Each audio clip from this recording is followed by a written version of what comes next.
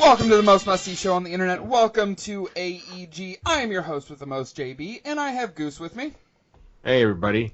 And Marlon.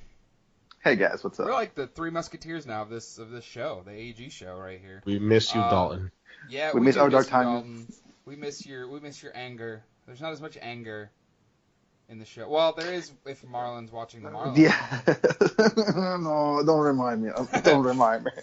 They're losing again. This is episode 19 of the AEG show, and tonight we're going to actually change things up a little bit.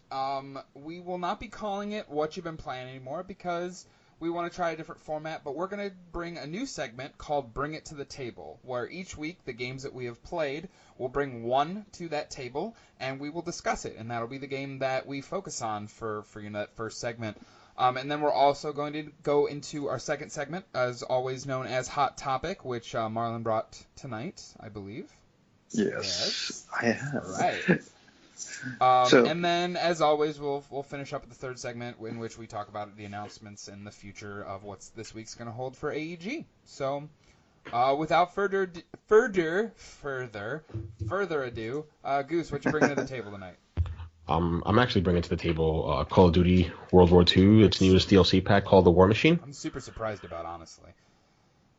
That I'm bringing that up. You're playing Call of Duty. That's not something I see you playing, I guess. That's just... No, I've mentioned this before, but I've gotten every Call of Duty that's come out this generation except for Ghost, which was the first one. And I've enjoyed them for the single player campaigns, but I've rarely played the multiplayer. But Call of Duty World War II sort of brought me back in terms of the multiplayer because it's boots to the ground. And when the first DLC came out, the Resistance, I sort of felt indifferent. The biggest thing that I liked when the game launched was its new war mode, which it's sort of like an Overwatch type mode.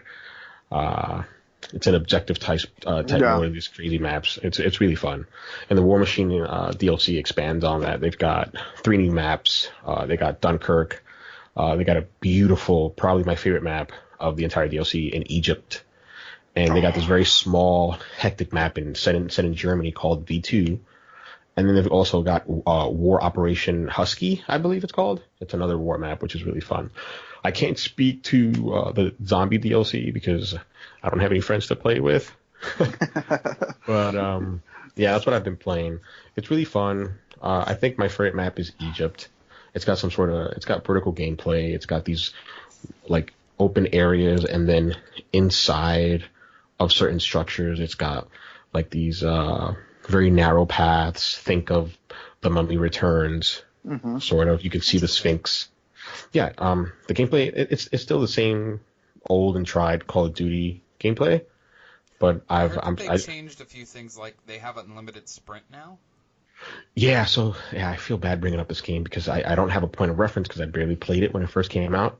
But they do have unlimited sprint, and if I should have done my research before actually bringing this up. And if I remember correctly, there were certain weapons that were I don't want to say they were exclusive to certain classes. So you have like airborne, and you have like armored, and you have infantry, and there were certain weapons that you can only use while using certain classes. Yeah. And they had the divisions. The divisions, there you go. Yep. Yeah, divisions. And I'm saying this as Brandon Nemo legs out a triple. Okay. God damn it. Jesus Jesus you Christ. And your damn Mets. No, at least they're winning, that. okay? I like that. I like that a lot, Jeff, actually. The damn Mets. I like that. Damn Mets. Hey, at least Boston's doing good. Yeah, they're off to a except they got in a literal fist fight with the Yankees a couple weeks ago. Oh yeah. Freaking ridiculous. Sorry, I'm totally no, you're good. Your conversation. Yes, you're good. I welcome the baseball references later. Yeah. We can talk baseball right now. Well, guys, what you can tell you, MLB is back on time. Okay? Yeah, but it seems to be all we talk about in the group chat now. I'm sorry, fella. Sorry, no, it's literally okay. But I like physically nod my head at the screen like I know it, or at the phone like I know what you're talking about.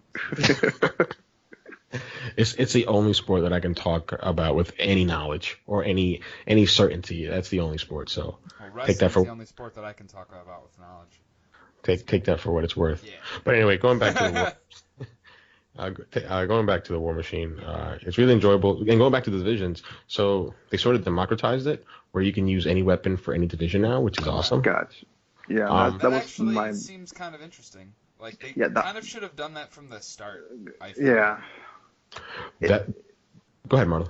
The thing is this that annoyed me because I remember playing the beta, and the one thing that annoyed me about the beta was the fact that you couldn't unlock the weapons for other classes. You were either this is the weapon you're using for this specific class, and that's it, you're done.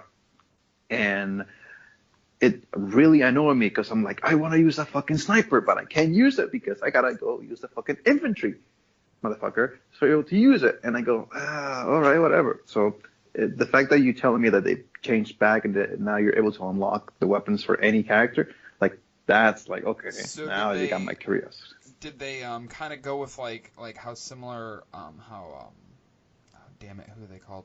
Treyarch does with the Pick 10 system for Black Ops? Oh, but the listeners are going to hate my guts. So, I know what you're talking about, and this is really embarrassing for me. Sorry. No, you're fine. No, listen, I should have done my research. No, dude. It's literally okay.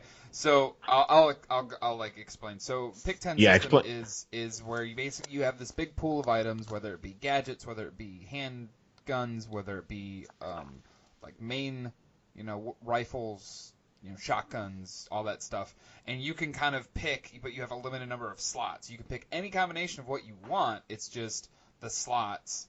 You have a number of slots that you can use, and that kind of gives everybody their own unique style. Like, you can tailor the loadouts to your style of play. Like, for me, I very rarely use, like, a handgun, so I could stick with 2 assault rifles and then have grenades and stuff like that. Okay, so it's not... It's not it is, but it's not as varied as prior Pick 10 iterations in Call of Duty games. Okay. So the way it works is you have a weapon, and the more you use it, the more you level it up. Right. And as you level up the weapon, you get unlocks, or you unlock certain, for example, like you can unlock Full Metal Jacket, you can unlock scopes, okay. You can unlock extended magazines. Right. And that's how it works in this iteration of this Call of Duty. Okay. I've mainly been sticking to submachine guns and assault rifles. Okay. And they're sort of the meta right now, unless you are in an enclosed map, and then it's all shotguns. Yeah. So the modes that I played, because of the fact that I think it was the DLC weekend. I think the DLC released last week, so they had like it was the 10th. Yeah, there you go. They had like a mosh pit of all the modes, and they were given double XP. Oh, so cool. I played the majority of those modes, but I also got to get a game of Gridiron, which is sort of like a football type game where you have to get a ball at the other end zone of the opposite team. Interesting. Okay. And that mode is actually kind of like capture the flag. Exactly. Yes. That's even better. Okay. Think of it just like capture the flag. Interesting. That could actually be kind of fun. It's very fun because some of the maps are basically mirror a football field. Oh. In some maps, not all. Some other maps are a little bit more tricky, but that mode was really fun. Moving over to the single player campaign, and maybe you can speak to this, guy. I remember you liking it a lot. I did. I'm playing it. It's really fun. It's by the numbers, and to me, there's nothing wrong with that. Yeah. It's super by the numbers. I've really enjoyed it. I know that some reviewers had problems with like its super pro-American stance, which I personally don't have a problem with that. Right? It's normal to me, so I didn't have an issue with that. I don't understand what they really mean by that. Yeah, me neither. And again, maybe I just, as an American, maybe I just live in a bubble, so maybe that's why I don't get it. Well, I'm assuming what they mean by that is they didn't focus on, there were so many other allies in the war, the Brits, all that stuff. I think what they meant by that was that they painted the Americans as the only heroes in this entire storyline. That the French didn't do shit, the British didn't do shit. Right. The Germans were all evil, and there was no types of gray. It was Germany versus America, and America fucking kicked their teeth in. That was what they meant by pro-American. It was the fact that makes sense, Marlon. Yeah. Again, like maybe I'm just oblivious to it, so I'm like, all right, that's. Where are you at in it? I all right. Where am I at? I just got so I just got past the train set piece, Okay. That mission was and actually fucking awesome. I just got past the train set piece where that Rousseau girl, Okay. lady, operative, whatever, saves our asses. Woman, girl, whatever. That was really fun. And I think after that, there's a mission in which you escort Sussman through this little area, and you have to like snipe and cover him. Yes. That was really fun. But I can't get over the. Go ahead. No, go ahead. Have you gotten to the stealth mission yet? I have not. Oh. I know it's a big set piece. Yeah, I know it's a huge set piece. I'm actually going to try to play it. It was my favorite mission. It was so cool. It was just so different for Call of Duty, and it made me so happy. It's amazing. It's beautiful. I'm playing it on PS4 beautiful. Pro. It looks great on 4K. Marlon, I know we'll touch on that later. Yeah. But I can't get over the Pearson character. He's just Such a dick. He's not only such a dick, but he's trashy. And I can't find the word to articulate it, but Yeah. he's just, it's not the character himself, because you can do a character like that and still have it work. Uh-huh. And it's not the actor either. It's just the lines. It's just the writing. It's just it's so cheap. Yeah. And I'm like, that's the only thing I don't like about it. It's very like, you know, like 2000s type stuff, like super, like that's the jock. Like, oh yeah, he's definitely the jock. I'm trying to remember some of the like corny, like some of the lines are corny. They're so corny. I know. Like, I tell you, I know. I 100% now know what you're talking about. But there is a point towards about like the last third that does kind of redeem his character, but I'll let you get to it. Like, I think there was there's a character there. His name is Sussman. Something happens to him, and he heals a bit, right? And he's trying to show the platoon. I mean, it's a Call of Duty game. Like, are you really gonna worry about spoilers? Okay, he gets stabbed. Yeah, so Sussman gets him. stabbed. Yeah, Sussman gets stabbed, and you have to drag him, and you save him, and you save his life, and then Pearson is a real big dick. He just starts, tapping the part where he was stabbed in his abdomen, and he's like, "Oh, are you okay?" or whatever. He's like, "Yeah, I'm fine." He's like, "All right, well, you better keep your insides in this time." Something. I'm like, that was corny. Like, that was super corny. I'm not gonna say it doesn't get worse before it gets better, but there is a really interesting plot point with Sussman. Again, in the last third of that game. I love Sussman as a character because you will want to fight for him. I'll just leave it at that. If you like him, then you will love the end portion of that game. Basically, the final mission. Okay. So one of the coolest things is when it opens up at the beginning of the game, you've got Sussman, you've got Daniels, and you've got this other character, and the stereotypes are like, I don't want to say racist, but there's the nerd, there's the farm boy, jock, there's the jock, and, there's the the. As soon as I heard Sussman, I'm like, that's the New York City Jew boy. He's from Brooklyn. Like, as soon as I heard him, legitimate though. Like, that's not even an exaggeration. As soon as I heard Sussman, I'm like, he's from my neck of the woods. He's a Danny from down the block, right? I know who this guy is. That's Danny boy. I fell in love with Sussman. I'm like, all right, so I really like this. He's a good guy. He's not a bad guy. Then you got the Irish guy who loves St. Michael, right? I'm like, this is fucking awesome. Yeah. So question: has the price for Call of Duty World War II has gone down, or is it still at $59.99? It's been on sale a dozen times since Christmas. It's currently on sale now. If you hunt for it, you can find it for $40 or less most places. Okay. Yeah, it's $39.99 at Best Buy, and with Gamers Club, it's like $32. Yeah, perfect. I honestly Marlon. I recommend picking it up. It's really honestly best Call of Duty in years. That's the thing though. It's like, since I played the beta, I only got to enjoy the multiplayer portion of it. And if you pay $32 and just play the single player of that game, even it's not a super long single player, because I beat it in 3 sittings, but it's worth it, dude. It's really a good story. From what I saw, it just looks freaking brilliant. Yeah. Although, one thing that I wanted to ask Goose about it, since we're in the topic of it. Yeah. Goose, question: Yeah. You used to have a PS4 base model, did you? Or I did. or You want to talk about it when we get to that segment, Marlon? yeah, Like, I what yeah. kind happened? of do too, yeah. I want to try to ask you something about it, so I'll ask you when we get there. All right, so yeah, save it. We'll get Yeah, to no, it though. because I just wanted to ask you something about like the way the game plays when it comes to something. So just keep going, please, sir. I would like Yeah. to know more about this game. No, that's I'm going to sort of wrap up on the War Machine. I've been enjoying it. I have been enjoying it a lot. I don't want to dump on any aspects of it because I just had so much fun. Um, Unlike Jeff, I don't see myself blazing through the single player. But unlike last year's Call of Duty, which I did finish by the way as well, I finished Infinite Warfare. I did too. I do. Actually, the single player for Infinite Warfare was actually pretty decent. It was pretty good. It was I liked it as well. Like I haven't but I haven't really touched Call of Duty multiplayer in like 3-ish years.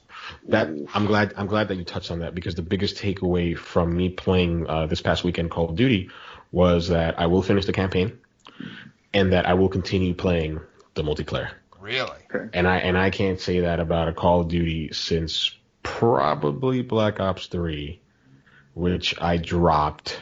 Oh, so just point of reference, just so people could know, I'm not one of these folks that buys Call of Duty every year. I played Call of Duty 2 on my friend's Xbox. I played Modern Warfare, Call of Duty 4. I skipped World at War, and my last Call of Duty that I played religiously until Black Ops 3 was Modern Warfare 2.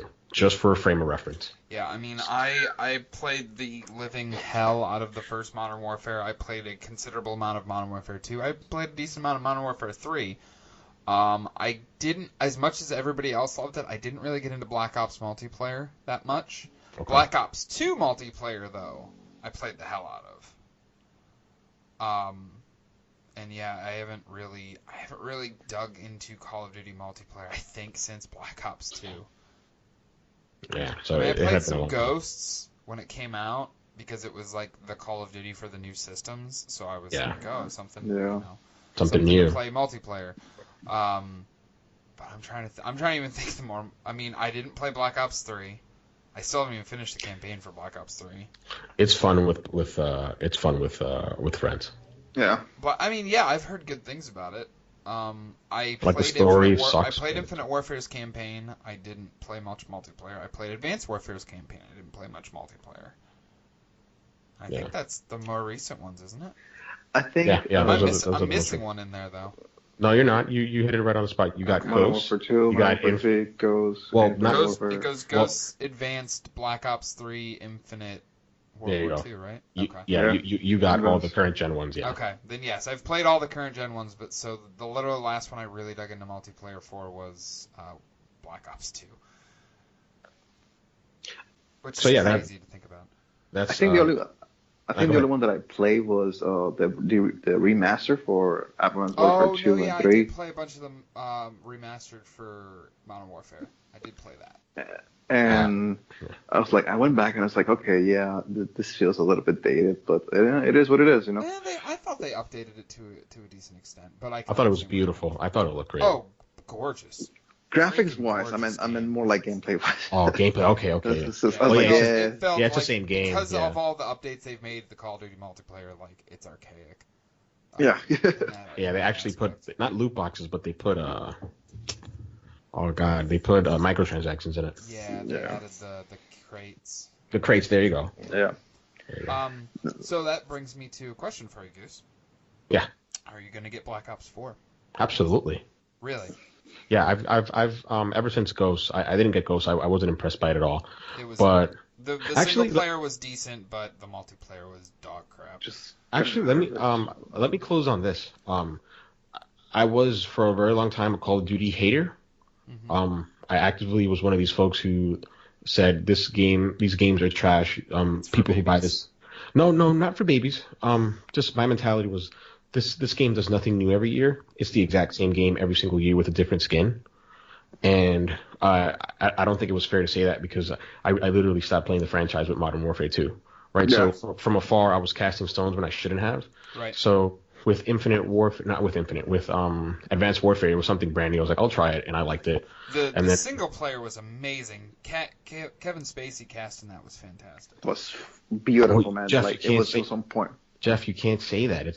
You can't. It's controversial. Whatever. You can't say that. I'm sorry. Oh, I'm sorry for making fun of an alleged assault, sexual assault. Oh, I'm sorry. I was gonna say, I don't give a shit what anybody says. Kevin Spacey's a phenomenal actor. Yeah, he is. That he is. And, I'll tell you that. And just because he did something dumb in his personal life doesn't make him a bad person. Correct. I agree. I agree entirely. Everybody deserves a second chance. But let me close on this. Yes. So I've purchased every single Call of Duty ever since Ghost. I'll be aside from Ghost, I'll get Call of Duty Black Ops 4. And the reason day one. I'll be getting it day one. I've gotten every single one day one. Yes. Okay. Gotcha. And the reason I'll be getting the Pro Edition with the season pass, without knowing what it brings. Yes, I'll do it. And why? Because Activision has taken great strides to give us an incredible value for $60. They have 3 teams working on it. They have Sledgehammer, they have Infinity Ward, and they have Treyarch, and that has allowed them to move to a 3-year development cycle, which is better than a 2-year development cycle, right? Which is really 18 months when you think about it. And these games can easily, every single one of these modes, if they wanted to, they could easily charge $60 for. You get a fully fleshed 6 to 8 hour. People with the zombies. Yeah. Zombies specifically, people could. You get a fully fleshed 6 to 8 hour single player campaign, with AAA production values. You get amazing and deep multiplayer, and just like Jeff mentioned, you get amazing Left 4 Dead type zombie modes, right? Well, so kudos to Activision. I never have a person to play Call of Duty with because nobody I really play with on a regular basis likes it because they say it's a trash game for babies. But that being said, if they do make a good, if it looks interesting to me this year, I will buy it with you, so I will have somebody to play with, and we will stream it for AEG, and that you can hold me to that. That's right. You can saying take it it on to the record. bank. You can take it to the crate with that. Simple as that. Considering it's going to be in that weird in between period where Red Dead's not out yet, and I probably will have finished Spider-Man by then. Oh So God, I really something want to play to play. Spider-Man. I really want to play Spider-Man. That looks. It looks so fucking good. So. Okay, so yes, Marlon, what did you bring to the table this week? What did I brought? Well, I brought a couple of things. One, Nope, the just Marlins one. suck. You're allowed to have The one. Marlins suck. Marlins suck. Okay. The Marlins suck. All right. So Is that the one? no, Which just game messing did with you you. bring to the table? I've been playing Monster Hunter World because of the whole spring event, and I'm doing Shocking. events and stuff. Shocking, right? I'm almost at 365 hours into that stupid fucking Jesus game. Christ. So it seems like every week is like. Tell me about the spring event. I'm genuinely curious. So the spring event, it's basically all the events that have happened on Monster Hunter World from the beginning of the year till now. And they brought it all in this nice, like, condensed package where it's just like if you play Destiny 2 and you know that the Dawning came in, you saw that the towers were changed into like this whole like snow theme thing, right? Well, they did the same thing with Monster Hunter World where the Gathering Hub where all the people gather for like quests and stuff like that. They changed it all into like this huge spring like flowers and blossom thing, and it looks gorgeous. And they added this huge like flower pig in like the middle of the section. It's just like so fucking cool. But it added all these events that allow you to get Ryu's skin from Street Fighter. Yeah, I heard And allow about you. In order for you to get the skin, you're supposed to do a quest, and you beat the quest 7 times. You get the enough material to craft it, and you can just wear it. And it looks badass. I'll tell you that. They brought back the skin for Horizon Zero Dawn. They added a skin for your Palico, for your pet cat, for Mega Man, which is like so fucking. It just doesn't fit with a fucking game. It's an 8-bit character model on a 3D game, and it just looks so wrong and looks so weird. it's awesome, but it's just like it doesn't belong here. They added all these events for able to like kill like a lot of the like the most difficult monsters in the game. They were able to bring in there, so you're able to like farm for crowns, which I did like about 15 hours of just farming. Were these events in a timed event in the past that they're bringing back now again? Yeah, there were time events for like maybe a day, 2 days, maybe a week, but they brought it back for like 3 weeks straight. It's been on since April the 6th, and it ends this Friday. So for people that are listening to the podcast, if you have not done your events quest for getting your specific weapons, specific items, this is your last week for doing it. So I would take the time and do all the events to just make sure you don't miss out on anything. Specifically, the rocket power greatsword, it's fucking amazing. It like, literally created a great sword that is powered by rockets. That sounds ridiculous. And when you use it, when you charge it up for the power attacks, you can see the thrusters are going just lighting up from red to blue to white. It's just so fucking cool. Other things than that, they every single day they give you bounties for better materials and better augmentations for your weapons and armor, which it helps a ton.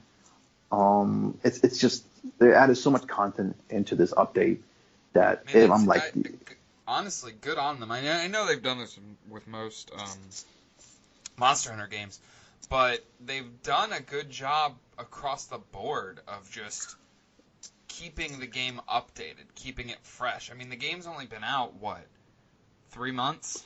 Yeah. Yeah. And Capcom has been doing an amazing job when it comes to updates and content. I will tell you this. They're going to add a Devil May Cry after the spring event. They're saw that. Add it.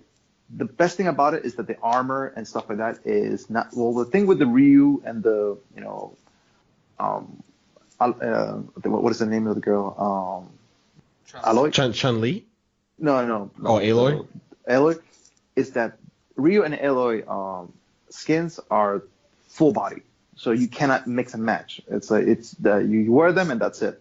Gotcha. But with Devil May Cry, with Dante's armor, it's specifically. Go ahead. It's modular. So basically, you can just, if you want to just wear the cape, you can just wear the cape. If you want to just wear the head or the pants, stuff like that, then you can do that. So question. No. With like this is gonna kind of tie into what I'm talking about, what I'm bringing to the table this week. But with these costumes for the armor, are they costumes that go over your armor, or are they a set that you wear that you can upgrade separately? So they have. So like, let's say I have Rathian armor on. Mm-hmm. Can I put the Aloy costume over my Rathian armor and still have the same stats that my Rathian armor has? No, because they are sets. That's the thing that people have been asking Capcom to kind of stop doing. Yeah, I don't like that. They want to. We keep telling them, listen, we love the sets, but the problem with you guys when you make the sets is that you make them in mind for somebody who's just starting out the game. So the skills and defense that the sets have helps new people into the game, but they don't help people who are already into the end game. Right. So what the community is telling Capcom now is like, okay, yeah, we like the sets, either make them better or make them like the Sunrise set, which is it goes over your armor and stuff. Or like just make them upgradable to the fact that you can use those stats. That's the thing. It's like the game is so heavy on skills that either one skill can either make or break the set. And for me, that's the thing that annoys me about it, because like there's so many good skills in the game that I kind of want to mix and match, and I can't do that with those sets, with the Aloy and with the Ryu. So I want to see how the Dante costume comes in and see what kind of skills it has. So if I'm able to like switch one of my Rathalos armor or one of my Mahazak armor, I'll be glad because I've been rocking that for the past 2 months and I'm kind of tired of it. But so well, I'm honestly really glad that you're digging into this game so much, Marlon. It honestly, for me, it feels like it's kind of replaced Destiny for you. That's the thing, though. Actually, when you're talking about Destiny, is that the my main problem with Destiny 2 is not necessarily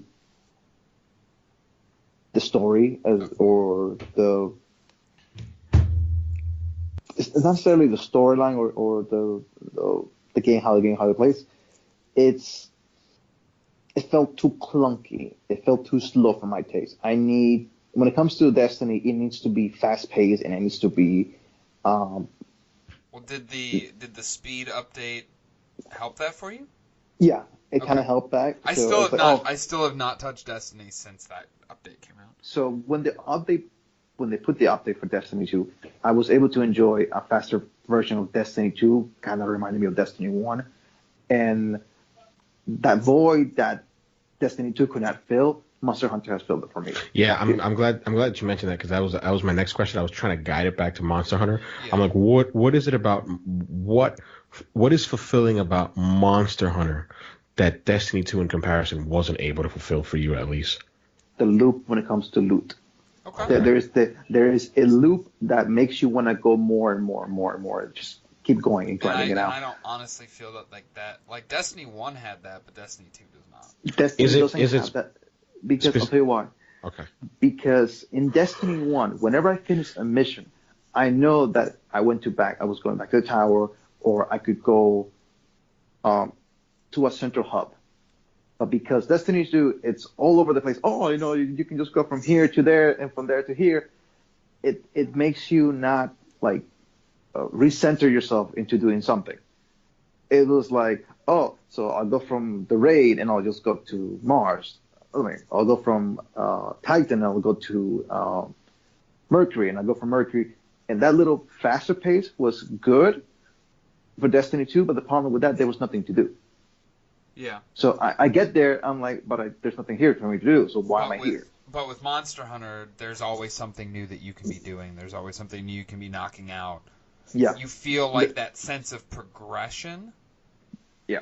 Okay. Because the bounties in Destiny 2, the one thing that in Destiny 1 always made me want to go back and finish those bounties because I know that I was going to get something out of them.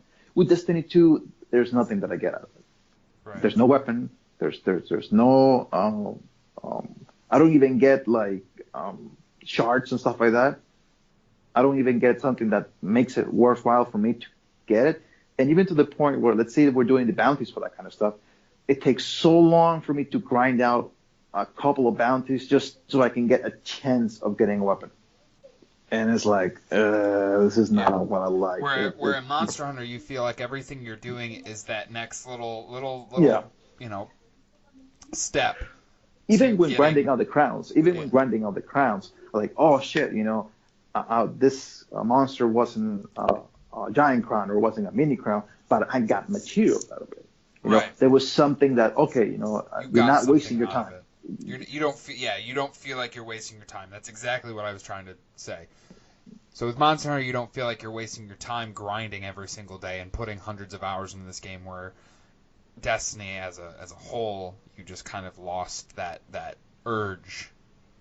Because the main thing that I can tell you this from Destiny 1, Destiny 2, is that let's take Iron Banner. Okay, with Iron Banner, there was a incentive for me to keep playing each match. Right. Even if I lost, there was an incentive for me to keep going. With Destiny 2, the Iron Banner, there's no incentive for me to keep going because there's nothing in those matches. Yeah, unless you win, there's not really much to it. You're getting a token? That's what you're getting? You're getting some tokens, and you're getting possibly a legendary that you're just going to dismantle anyway. So with Monster Hunter, if I'm doing a quest, I'm like, even if I don't get the thing that I wanted, I'm still getting something. Right. Okay, it's something that I can go and build an armor out of it. Right. So you're accumulating materials that you're then be able to create weapons. You're able to create armor. You can different stuff like that you enjoy. You can try it out, but there's a sense of progression that I enjoy with that kind of stuff. In Wolfenstein, when I'm playing it, I'm not thinking, oh, what is the next thing that I'm gonna do? I'm just like thinking, okay, let me just enjoy the storyline. But with Right. Monster Hunter, it's like I can just veg down, play a couple of quests, just enjoy it, and I feel like my time has been fulfilled. Gotcha. So that's why. Gotcha. All right. Makes sense. That's good. That brings up you, Jeff. All right. So tonight I'm actually bringing to the table a game that's a tad bit older, even older than World War II. Call of Duty. I think World 54. War II. Yeah, okay. It's not a game that came out in the 40s or 30s. If in this universe at all. Analog version. No shit. So I have purchased everything that ESO has ever put out. And for those folks that don't know what ESO is, you're talking about? Oh, sorry, excuse me. Elder Scrolls Online. Oh. Now, I am a huge Elder Scrolls fan. I always have been, ever since, honestly, Oblivion kind of started me on the train. And I mean, we've talked about this on previous shows, but like that series and that world is very near and dear to my heart. So when they first announced Elder Scrolls Online, I was ecstatic because I'm like, oh my god, it's gonna be, I get to just go anywhere in that, in the world of Tamriel and everything. But when it came out, I mean, it came out for PC first. Had about a year, I think. I think it was like a year exclusivity. Yeah, I think it was a year and a couple of months, I think. Yeah, because it came out in like April for PC of 2015, and then it came out in 2016, I believe. Is it free to play? Yes, it is free to play. Well, originally when it first came out, it was not free to play. Mm-hmm. It was a subscription based, right? About $15. It was $15 a month, but yeah.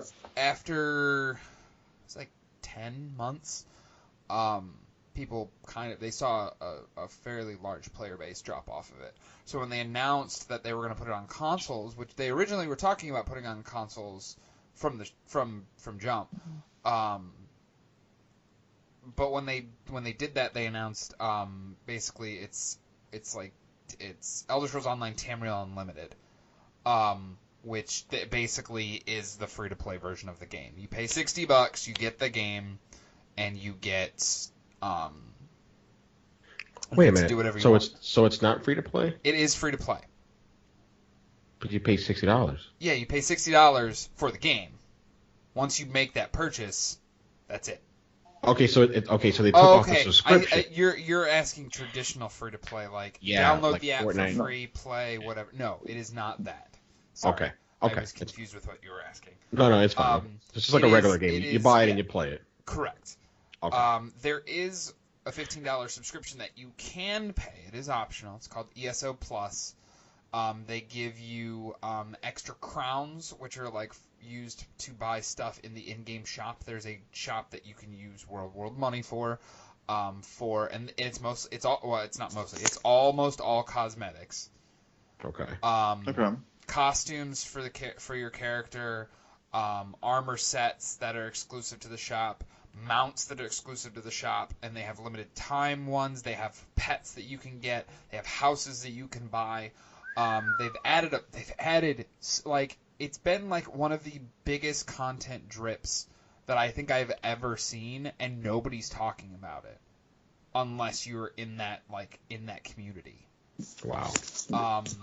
They've added just the sheer amount of stuff they've added. They've not, because they started with mini expansions. They added the Thieves Guild. They added the Dark Brotherhood, because none of this stuff was in at launch. At launch, it was actually a pretty bare-bones game, and I honestly didn't really care for it. That's why I stopped playing it. But they added the Thieves Guild. They added the Dark Brotherhood. They added Orsinium. They added... And then last year, they did Morrowind, which was a full $40 expansion. Is it $40 or $30? I think it was $40. Yeah, I think it was 40. If you were doing the upgrade, it was 40. So there was a community. There was a big enough community there for them to put out this content, I assume. Well, yeah, because I mean they're doing another expansion this year. June 5th, Somerset is coming out, and they're doing a whole another $40 expansion for that. Like the community. I mean, I started playing and I constantly run into people They had a thing where it was like, I think it's like a few million concurrent players playing the game. Wow. I mean, Wow. it's Is it huge. crossplay with PC players? No. Oh, I don't. okay. At least as far as I know, it's not. Because that would open the pool of people like that much further to interact and play with each I think other. you might be right. I don't want to like say with definitive, but I'm pretty sure you are correct. Actually. And how's the gameplay like? Is it RPG in nature, or is it just like any other MMO? It is MMO in nature, which is still kind of weird for me playing an Elder Scrolls game and the combat not being like Skyrim. It is very MMO combat. You have set animations, you have set spells, you have hotkeys for stuff like that. It's not just, oh, I'm holding this sword and I'm going to swing it with the full like range of motion as if, I was swinging it. It is, I mean, the Elder Scrolls combat has always been kind of clunky. Mm-hmm. And this is still kind of clunky, but it's clunky in a different way.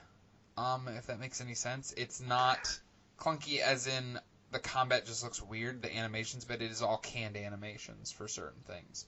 You have to you can if you're fighting an enemy, they will start to charge up. You can use the left trigger to block them or break their stance, and then they get dizzy, and you get a couple extra hits in and stuff like that. But they can do the same thing to you, so it's It's a give and take. Exactly. It's very methodical in the combat. Gotcha. Does being methodical slow the pace down? It does. Mm-hmm. For the better? It does. But the only thing the only real complaint that I have is that the respawn rates, because I mean it's a shared world, so everybody's seeing the same thing. I could be fighting a boss and somebody could walk in and basically help me defeat that boss. So folks share the same instance? For some of the things. There are some instances that are solo.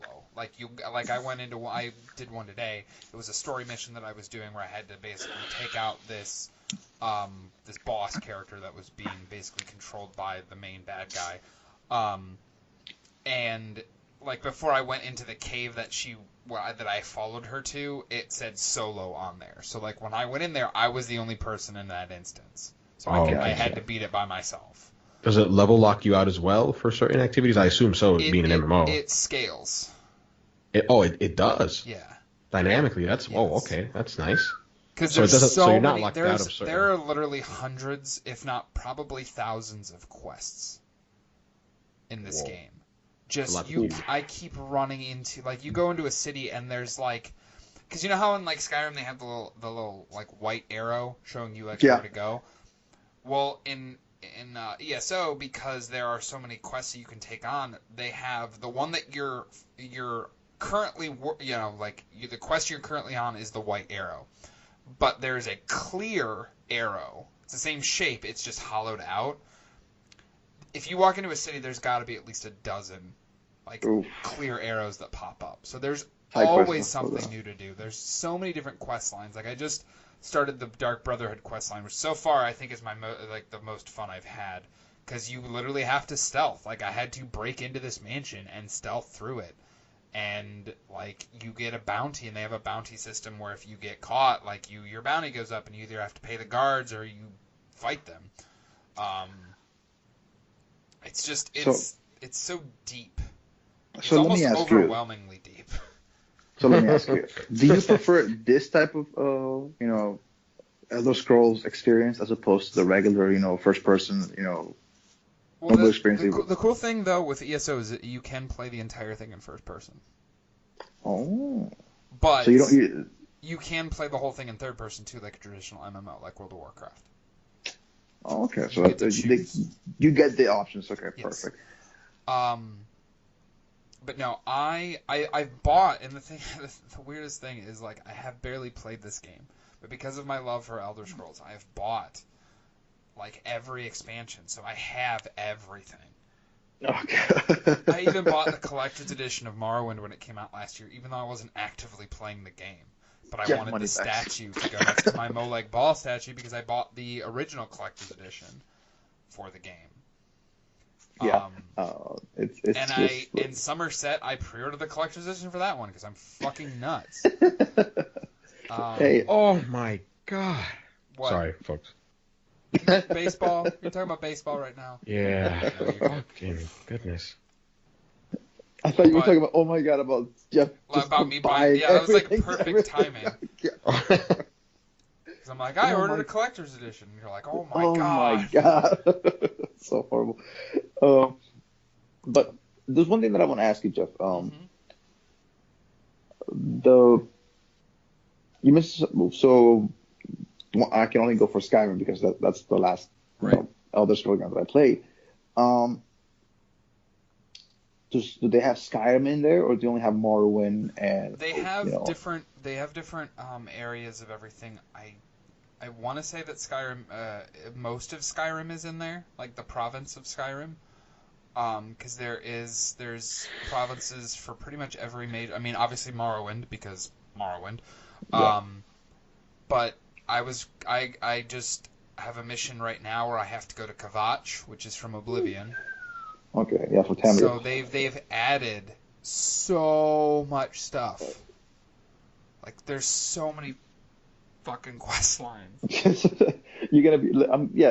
It is an MMO, so you gotta be spending mostly about 300, 400 hours just on Easily, dude. I quests know alone. somebody that's been playing the game because I mean it's 3 years old now. They actually just had a quest event. I think it ends this week, where you basically you meet this guy in the docks in one of the cities. There's like 3 or 4 cities that you can find him in, but he bakes you a cake and it gives you double experience for like 2 hours.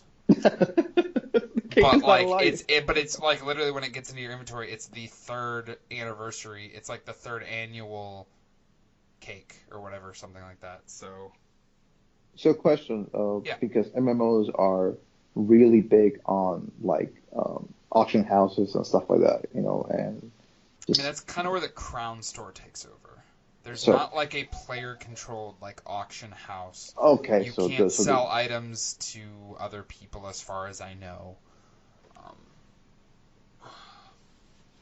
so okay, so let me ask you this then. What is the thing that you enjoy the most about the game? Like the thing that just makes you go back and play every single time you get in there. well, yeah, because that's the thing is like I've tried every time that new content has come out to try to go back and play, but there's so much like I'm still so like my characters are so early in the game that I don't. Ah, But the gotcha. Okay, nice thing is because it scales, you can pretty much go wherever you want to, hmm. So and you do whatever. So I'm kind of just bouncing around right now. Like you start in like if you have the Morrowind expansion, you start in Morrowind. Um, and so once I started like the couple mini quest lines there. I got a house in Morrowind, and then I ran into this mission, which it was the cake mission actually. The cake mission was what I started playing today, and that took me back uh-huh. to the original, like the vanilla content, I guess if you want to talk in MMO terms, um, and that took me there, and I was able to start going into those, and I kind of just like ran into these random quest lines. There was one where I was like, went to this random town, and it's like, oh, this captain of the watch is like, oh, we're having some issues with with these people. There's a plot to assassinate the queen of our like province or Town. whatever. Yeah, our town basically. And she's like, okay, so you go and you investigate these two. You meet with these two people, you investigate, and it's things start to seem shady, and they basically you pick up this evidence like there's this poisoned meat and there's this like watch plans, and then you go and you like knock this guy out and like and all this stuff, and then you find out that the reason that the captain let you keep all this evidence that you were finding is she planted it on you essentially, because she was the bad guy, and then you confront her at this like cathedral and all this. So it's like it's ridiculous. Like there's just these mini stories everywhere. Um, Dude, it and sounds right pretty awesome. now I'll play I'm that. back, and I was just like I was trying to get back to um, the main city in Morrowind, and I went to these docks, and there was somebody standing there. It's like, hey, you, and they had like one of the clear quest markers over their heads. So I'm like, all right, I'll talk to this person, and it started the Dark Brotherhood quest line, and now I'm like, I just got to the sanctuary of the Dark Brotherhood, and I met everybody, and and I had to go kill this nobleman and like sneak into his mansion and all this stuff. So it's like just like little things, like it just gives you these nice little breadcrumbs. And now with all these systems that they've incorporated, it drives you to want to play it more. Yeah, dude, it sounds like a hell of a time to play that. I was gonna say, I'm honestly thinking, like I was saying, before we started recording, breaking the fourth wall here, but I'm considering doing like some type of live stream. Maybe not now, since it's content that is kind of been out there for almost a year now. But when Somerset comes out this summer, I'm thinking of doing maybe a weekly stream kind of update of what I've been doing, like JB's Adventures in Tamriel, Yeah, that would be cool as well. Man. Right. So I'm just thinking of something like that. When the summer months are here and game releases died down a little bit, I think it's going to be a really good game for me to kind of veg out with this summer. Yeah. Sounds like a hell of a idea. It's starting to get its hooks in me. Even though with God of War coming out, I know I'm not going to play it probably after Friday. Actually, that's a great thing to talk about before our next segment when it comes to. All right. So that brings that concludes Bring It to the Table for this week. We'll definitely. I'll be interested to see. I pretty much know what two of us will be talking about for next week's Bring It to the Table. So. Which kind of, like Marlon was saying, kind of segues us into our hot topic this week, which is, Marlon? So, I was asking the chat group earlier today, the one thing that's been bothering me for the longest time when it comes to video games, specifically magazines and stuff like that, should review companies put out comparison videos for 4K graphics when most people don't have 4K monitors or 4K phones, which makes any comparison that they put on there for people to see kind of useless, kind of stupid. It's because there's no point, because I want to see what you guys think about, should they keep doing this as we keep getting into higher graphics? Because as much as the fidelity of the graphics keep improving, some types of the technology behind it doesn't improve as much. For example, even if your Xbox or PS4 can output 4K, just because it can output it in 4K doesn't mean that the computer you have in your streaming can output the 4K, or your phone can output the 4K. So for you, and at least for me, because I've been seeing this for God of War, the comparisons for me just look the same. When I'm looking at the base model and I'm looking at the PS4 Pro, absolutely agree. It's like I'm looking at the phone. I'm looking for God of War, and I was trying to, because sometimes, very rarely, I can discern. Oh, that looks a little bit better. Yeah, but the lighting is a little God bit better. God of War, I really couldn't tell looking at the videos. I was looking at the base model and looking at the PS4 Pro, and I'm going, they look the same, but is it because of my phone, or is it because I don't have the 4K, output on my phone or on my computer that shows me the differences?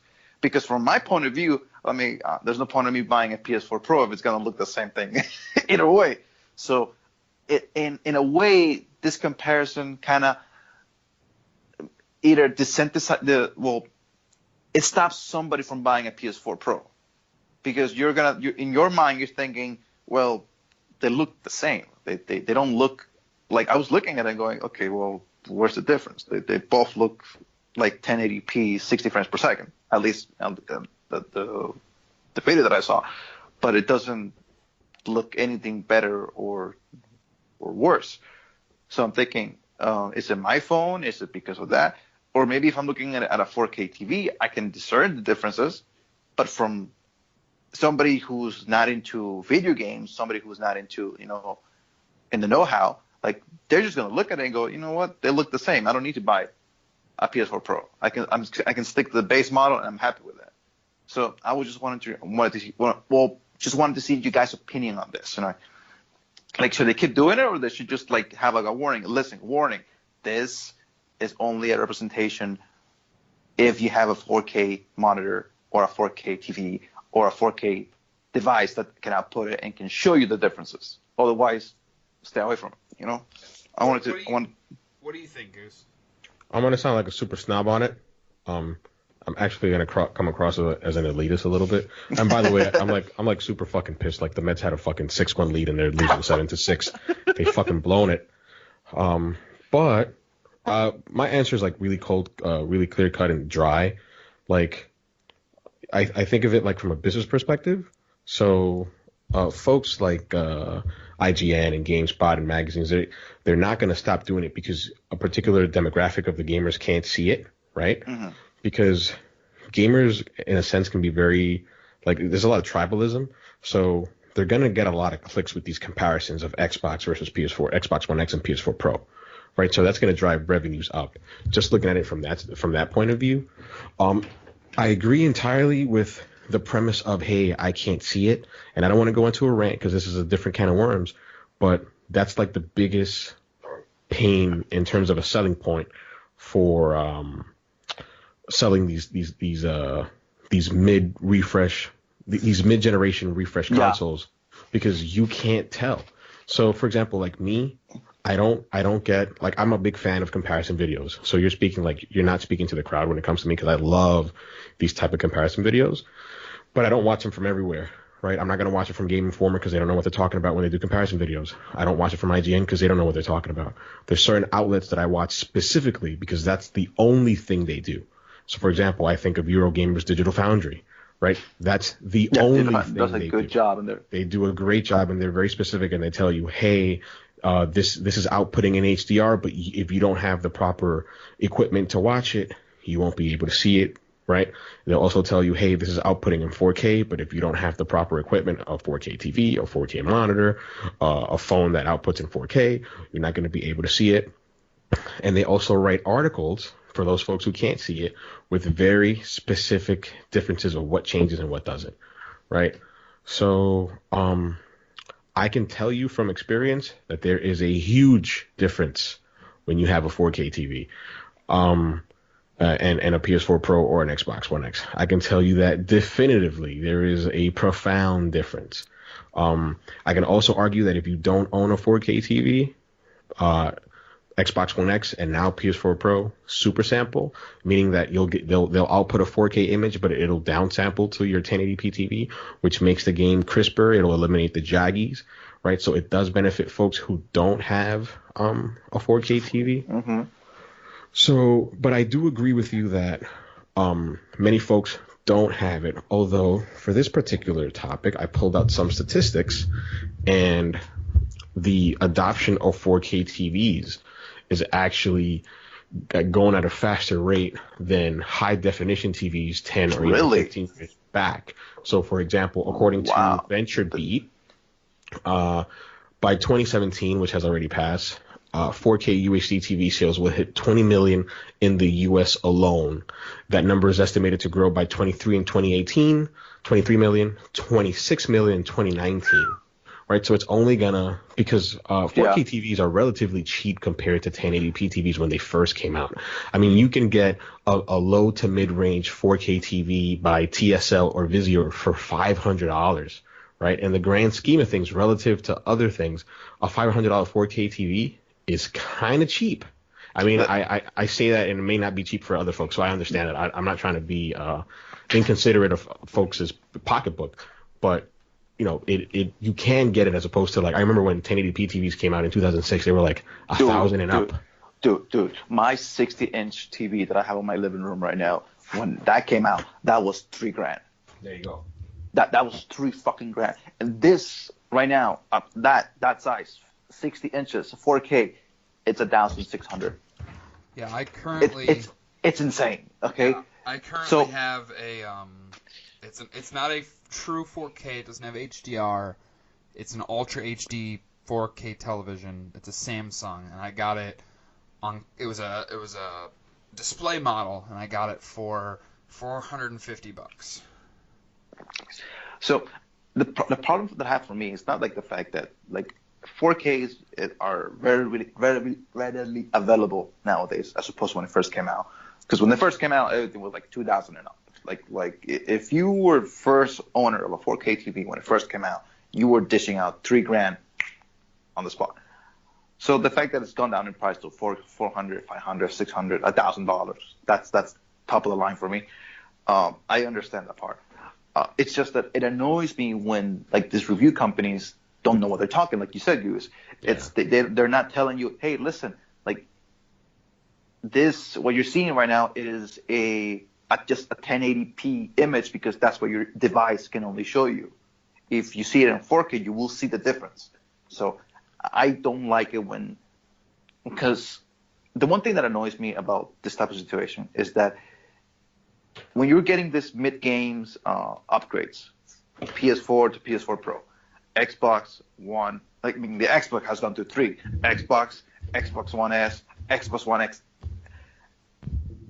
Like, for somebody who's just got the base model, they just think to themselves, okay, so I don't need to upgrade because they don't see what they're missing out. They just see that is just that, oh, I don't have to like upgrade to the newest Xbox One X because it's gonna look like the regular one. And I'm like, no, it doesn't work like that. Like if you see the comparisons in real life, in a 4K TV, you're gonna go, holy shit, I really need that Xbox One X. But because of the way that these companies are doing it, the comparison videos, it stops you from seeing what the real issue is here, which is that you need transparency between the people that are just doing it and the people that are just trying to get a clickbait. Like the UK Foundry, they are very technical when it comes to that stuff. And I love it when you're like, this is what you're getting, this is what you need, this is what you're going to get from all of this. So if you want this, go ahead and get it. But if you're just okay with the base model, you're fine. You're not missing out a lot. I mean, you're missing out a lot, but you're not like, oh, it's going to ruin the whole experience for me. It's going to go from, oh, God of War looks pretty to, holy cow, I want this game to be in my entire fucking life. So well, it's actually funny that you mentioned that, with the whole like noticing the difference. Because like I said earlier, like I couldn't really tell the difference if I'm looking at videos, comparisons online and stuff like that. Even if I'm watching YouTube on my television, my 4K television, I can't really tell the difference. However, I bought the PS4 Pro day one, first day it came out, even though I at the time did not have a 4K television. Same. Once I got the 4K television, which I got it for that Christmas, so it was about a month or so after I got my PS4 Pro, I did notice a considerable difference. Yep. It wasn't like mind-blowing, oh my god, my face is melting off difference, but it was considerable enough that I noticed it. I don't have good eyesight to begin with, so me trying to focus on what's different and what looks prettier is already difficult enough. However, when the gold PlayStation 4 came out, do you guys remember that? When like the metallic gold one? Mm-hmm. The gold and silver and gold, yes, silver and gold. My girlfriend at the time wanted to get a PS4 and bought the gold one. And I really liked the gold one because I like special edition looking systems. So I told her, here, I'll let you have my PS4 Pro, and I'll use the gold PS4. Not really being like, it's not that much of a difference. It's not a huge deal. I started playing Horizon. I played it when it first came out on the PS4 Pro. However, when I played a larger chunk of the game, I played it on the regular PS4. And I actually could tell a major difference. Absolutely. So about halfway through playing Horizon, I asked her, hey, would you care if we switched back? Which obviously she didn't. So I got my PS4 Pro back, and yeah, and I can honestly say that I see a considerable difference now. I think it's more like this, like the eyesight, and this is the thing that I seen it, because when I went to go buy my own pair of glasses, okay, I have a horrible eyesight. So when you're wearing without glasses for like 3-4 months, you're thinking, okay, everything looks a little bit blurry. They're not as defined, and it's you get used to it. Right. But the minute you put on your glasses, the minute you upgrade, you can see everything. Like the details pop out more, the edges pop out more, and then everything just looks so crisp. What happens when you go back to just the regular PS4?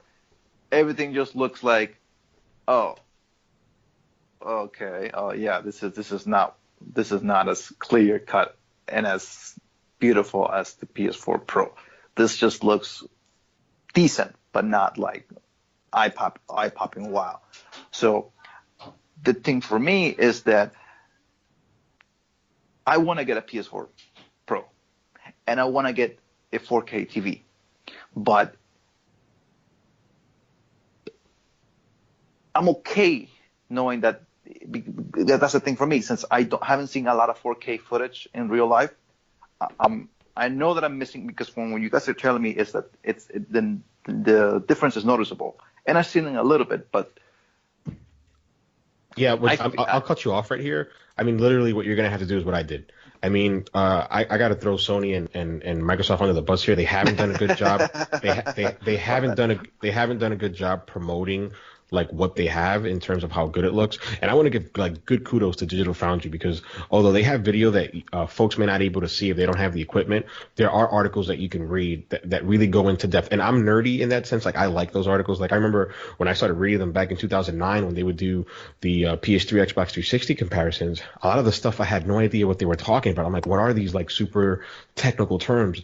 But me being like super nerdy, I was like, all right, no, I want to look it up because I really know what it is that they're talking about. Yeah, how many movements are coming out from the? Yeah. So like resolution counts, pixels. They're talking about ambient occlusion, different types of anti-aliasing techniques, and some techniques look like checkerboarding and stuff like that. Yeah, exactly. Upscaling techniques such as checkerboarding, dynamic resolution, which can keep frame rates in check. Again, going back to different anti-aliasing techniques. Sometimes anti-aliasing techniques make the image look softer. Some make it look crisper. Some work better than others. Some are a little bit more taxing on certain engines.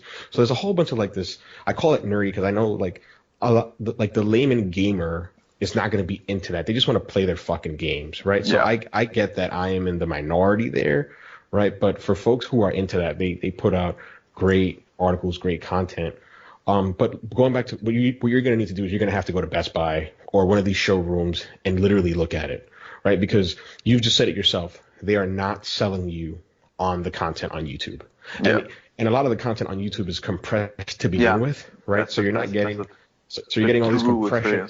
Exactly. You're getting all these compression artifacts that don't look as good. But going back to what Jeff said, I got a PS4 Pro on launch day, right? I didn't have a 4K TV. I'm not going to tell the whole story because I've said it before, but I remember I was like, I don't notice a difference on my 1080p 55-inch Sony TV. I need a 4K TV. And I got a 4K TV. And I remember I think the first game I played of consequence was Ratchet and Clank. And I was blown away. I was like, I played it in the dark. It was nighttime. HDR was on. It uses a different technique other than checkerboard rendering. It's called temporal injection. And I was like, this is fucking unreal. And I agree with Jeff that it wasn't like it didn't melt your face off. It wasn't like I remember back in 2007 when I first got my first HD TV that I played Uncharted. I was like, oh my God. Yeah. What is this? This is crazy. I remember going from standard def to HD. High def, yeah. Which is funny because that was like that was like melt your face off. Like, what the fuck is this clarity shit? Like, the game that actually it was strangely enough for me was Red Faction Guerrilla. Because at the time I was playing it on a standard def TV that my parents had given me, big old box shitty TV. It's my first TV that I was allowed to have in my own bedroom. And then my grandpa for my birthday bought me a flat screen HD TV. And I upgraded from 360 to 720p. 360, right? Am I saying that? 480 to 720. I don't know what I was thinking. 360. I was on an Xbox 360. That's probably what I was thinking. No, but upgrading from 480 to 720 was just the biggest. It was like putting a magnifying glass. Like, how like at the eye doctor, it's like it's one or two. One Yeah. or two. It was like that. It was like just a mirror got flipped and like, oh my god, like what the fuck? It was And something honestly, else. I don't feel that HD to 4K has that. At least for me, maybe it's just because I don't have a true 4K television yet. It hasn't been that leap, and it's.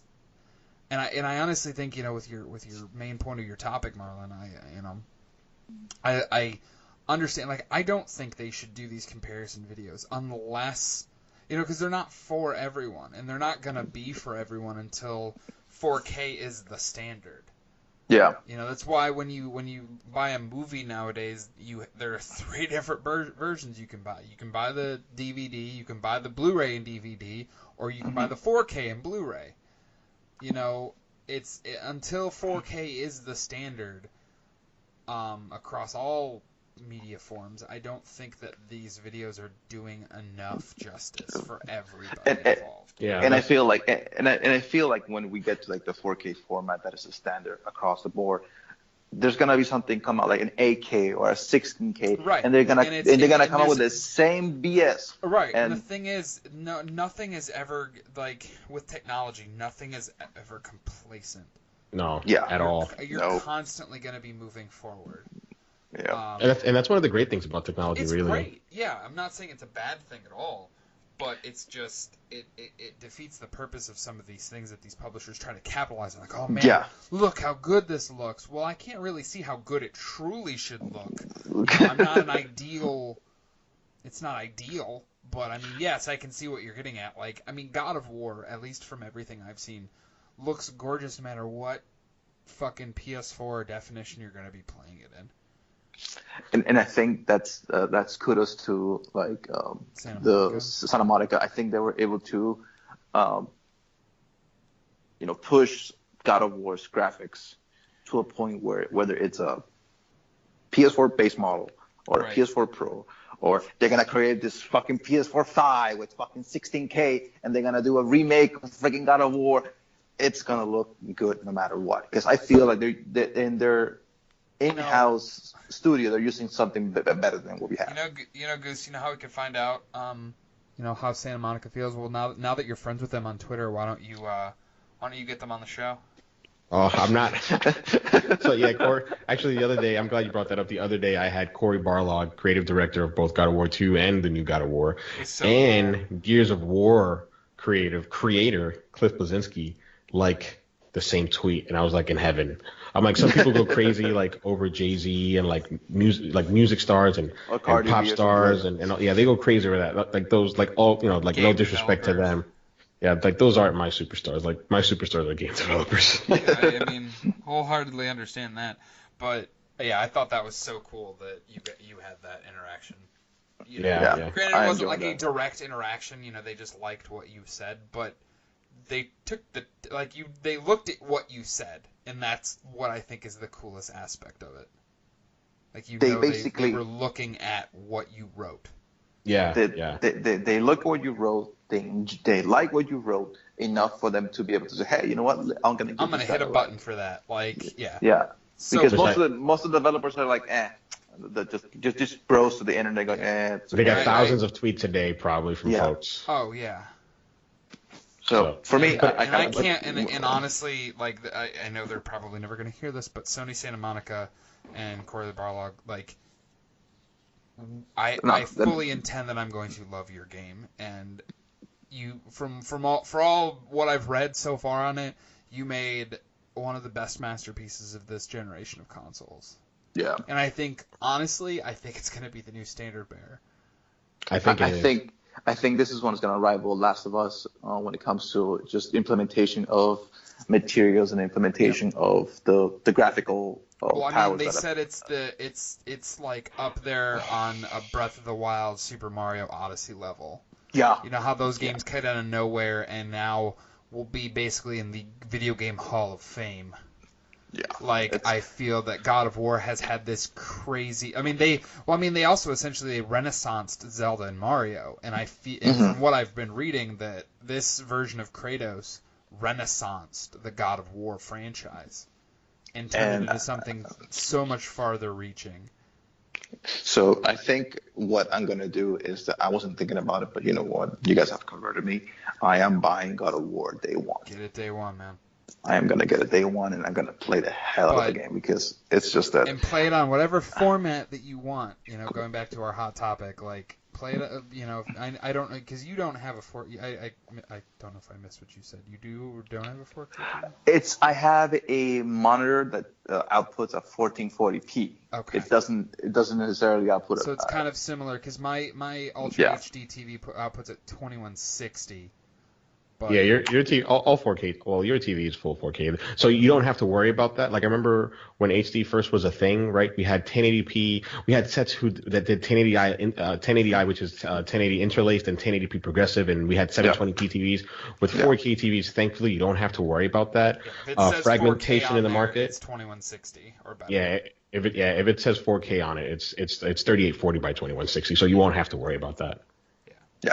And honestly, the only thing I really do wish I had HDR because from what I've heard, that's the difference maker. That is the biggest difference maker. Actually, to cut you off real quick, my TV set, I have a Samsung KS9000, and one of the biggest problems with the TV was that in order to get the specular highlights, when in game mode, when playing an HDR game, the backlight had to pump up automatically to 20, and there was a glitch that when in game mode it wouldn't do that. So you had to manually pump up the backlight to 20 and then pump it down to whatever it is you regularly have when you start playing the HDR game. And me being OCD, I would do it. I did it every single time because I want to play the game the way it's supposed to, right? I'm that type of person. Right. But the update finally came out on April 10th.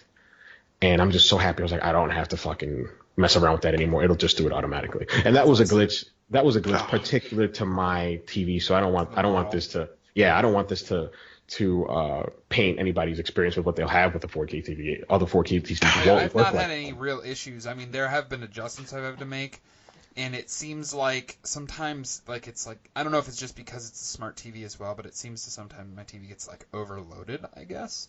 A little Sometimes sluggish. I have to hard unplug it, do a hard reset on it, basically. Dude, man. But it also could be because it was a display model. That's also possible. So I'm looking at the price models for the TV that I have in my living room. It's sitting at $150. I got it back in 2007. Jeez. I need to 11-year-old TV, man. I need to upgrade this. You really do. But, God, Lord Almighty. Yeah, I'm thinking. Obviously, this tax return is come and gone, but I'm thinking possibly next tax return going for broke and getting a really good TV. All jokes aside, Jeff, if you're actually gonna do that, I can totally help you on picking out a model based on your budget. I've done it for a couple of friends before. Yeah, he's good at that. Done. So, yeah. Sounds good to me. But any of your listeners, if you do need some TV reconnaissance or TV investigations, hit up Gus Twitter. He will help you out as much as he can. Right. For a fee. I think that's I think that's a good place to end it in. Our hot topic this week. So that takes us into our third and final segment, announcements. What do we got going this week, guys? So, I'll be doing my streaming for Wednesdays. Obsessive compulsive gaming with White Sun. Have you changed it yet? Because you really need to. Yeah, I have to change it. Obsessive compulsive gaming with White Sun or with Marlon. You streamed this week, right? You streamed more Wolfenstein. Yeah, I'm doing another more Wolfenstein. What I'm doing is I'm doing a chapter per week until I finish the game, and then I'll go back into the other timeline and just get the collectibles and then try to see if I can get the platinum trophy on this. Go for it. So that is what I'm doing on Wednesday. So what are you doing, Goose? How is that going for the Mets? They just coughed up a huge loss. Oh, they just coughed up a game. It's very disappointing. I was gonna ask, not actual Mets, but your virtual Mets. Yes, that's what's your record right now in your MLB in your full season? I think I'm 15-1. I think. Oh, you've only lost one. You lost a game. That's yeah. I've I've only lost one game, so I won't be going 162-0. Sorry, folks. That would have been so awesome. Was it against the Yankees? I know I've had a lot of Who did you fun. lose to? The Cardinals 11-9. Oh, I think yeah, it that's was Have you played the Red Sox yet? no, I don't even know if they're on the schedule. I have to look down. Actually, no. I don't think they would be because I think you're National League. We're National League, but there's a lot of interleague games, so we may face them. But I just haven't looked at the schedule yet. When you do, you let me know, and I will be in the chat for those games. If they're in the Giving you schedule, the hardest time that you could possibly think of.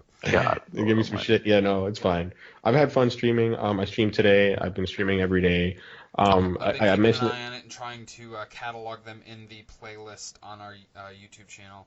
actually, yeah, I'll text you on that to see if I can just learn how to do it. That way I can just do it every time I play. It's super easy, man. All you gotta do is if you have obviously the login information for our YouTube. I do. You just go onto a computer or laptop, and log in, and there at the top, if you click on our thing at the top, there's like a creator studio. Mm-hmm. And then you just go to you go to there and you go to videos and then to playlists, and you can just you can edit playlists, and it'll bring up a window with all of our videos and stuff in it, and you just Drag and drop them. Yeah. So yeah, I'm gonna be streaming the Nationals game tomorrow and Wednesday. I'll be streaming this entire week, provided nothing comes up, in terms of life stuff. Right. But I'll be streaming the entire week. So are you going to be able to pry yourself away from God of War to play Abzu on Saturday? I know because you didn't play this past Saturday. I'm glad you mentioned that. So I've already mentioned it on a baseball stream that I regret skipping Abzu because I should have thought I forgot about God of War. So although I will be streaming baseball this weekend, I will skip Abzu again because my entire time will be devoted to God of War. Right. So I will be skipping Abzu again. So sorry for that, folks. That's but okay. as soon as that, because I really want to. I was saying you got to get God of War out of your system because I know you're not going to be able to pry yourself away from that. Like and I said, you know what? I know the baseball stuff. The MLB stream is independent of Gus's Treasures, but Gus's Treasures can survive a 2-week hiatus. Yeah. I was considering it's not like a story-based game that you're playing right now. Actually, I'll talk about it off air because I don't want to make any promises. So I'll fly by you guys to see what happens with this, but because it's something I want to talk about. But I'll be streaming baseball all week long. I will try to get some time in on Thursday when I go in late to see if I can get a couple of more chapters in on the Call of Duty World War II campaign. But besides that, I'm just getting ready for God of War. Yeah. I'm not going to be streaming anything this week. I'll have a few hours to play God of War Friday morning, and then pretty much Saturday night and Sunday night. The entire week. I just realized I promised my friend that I would be playing ESO with him this weekend. But now that I think about it, I'm probably not going to be playing ESO with him this weekend. Maybe a little bit, maybe a couple hours, but it's going to be really tough to pry me away from God of War as well. But if it's as good as people are saying, which I mean, all those 10 out of 10s can't really be wrong. But yeah, I mean, other than that, I don't really have anything else going this week. So. Hey, dude, man, don't worry about it. We know that you're a very, very busy schedule. I have a very busy schedule. I feel like I'm always doing something. All right, folks. But like I said, I will be. I do want to get back to the streaming game for us, for AEG. So I will be trying to get something for ESO in the works because I have a feeling honestly, other than God of War this month and then Detroit next month, there's really not anything that I'm like, oh my god, I need to play it. I don't know how you guys feel about that. About what exactly? I'm sorry, Jeff. That other than God of War this week and then Detroit next month, there's really nothing that's gonna be like, oh my god, I need to play this. Oh well, there's one that you know about already, and then there's the second one which I'm pretty pumped about too, which I'll both be getting day one. So actually, God of War obviously, and then Although I plan on getting it day one, I mean I have it pre-ordered, but I think I may cancel it. But there's two games that will be day one for sure for me, and that's you know about one already, and you'll be like, oh yeah, that one called Tropical Freeze, obviously, Yeah, I knew that. and State of Decay 2. Oh yeah. I'm looking forward to that. That Yeah, comes I out mean, 25th, I think. Oh no, sorry, May 18th. yeah. So that's a game. Again, I know that for you it's on the back burner because you have Game Pass, so that's automatic for you. But since I don't do Game Pass, that's something I have on my radar. That's been pre-ordered. So yeah, I'll be getting that too. Yeah, I mean, a couple days later or a week later for me, Detroit, I pre-ordered that because my girlfriend for Easter got me some game currency, and so I had $50 of PlayStation money, and I spent the extra $10 and pre-ordered Detroit. Nice. So, yeah, I mean, I'm interested to see how that game has progressed. I mean, we've known about it for it's been 2 years, I think, since it got announced. We've known about it for quite a long time, so I'm curious to see how Detroit pans out. But yeah, I really hope it succeeds. So, I hope it's good too, because I mean, with all the controversy for David Cage's studio for Quantic, I don't. Yeah, I don't been condone going through that some stuff. shit. I don't like talking about that kind of stuff because like people having those terrible working conditions it just breaks my heart. But I hope they made a good game to basically. Not to like, oh, they redeemed themselves with this, great video game when they lived, shitty lives for the past however long, but, Just see them succeeding at something and go, you know what, it was worth it at the end. That's basically what I want. Yeah, no, I 100% agree. But that's all we got for you this week, guys. Thanks as always, listening to the AEG show. And check us out on YouTube and Twitch at Everyday Gaming. Follow us on Twitter at AverageGaming17. Follow Marlon at WhiteSun_AEG. Did I get that right? Yep. Yeah, you got it right. Perfect, man. Goose, I can't 100% remember your Twitter handle, so That's what is fine. it again? It's at Goose7. It's at Goose_ as always 7. I messed that up big time. Yeah, you did. I did because it's funny because when I do it on the stream for MLB, like it's like on point, and I totally like got ahead of myself. But it's at Goose7, 7 as always spelled SE the number 7EN. Okay, and then follow me at Twitter at JB_AEG. Until next week, have a good night. Yeah. Take care, guys.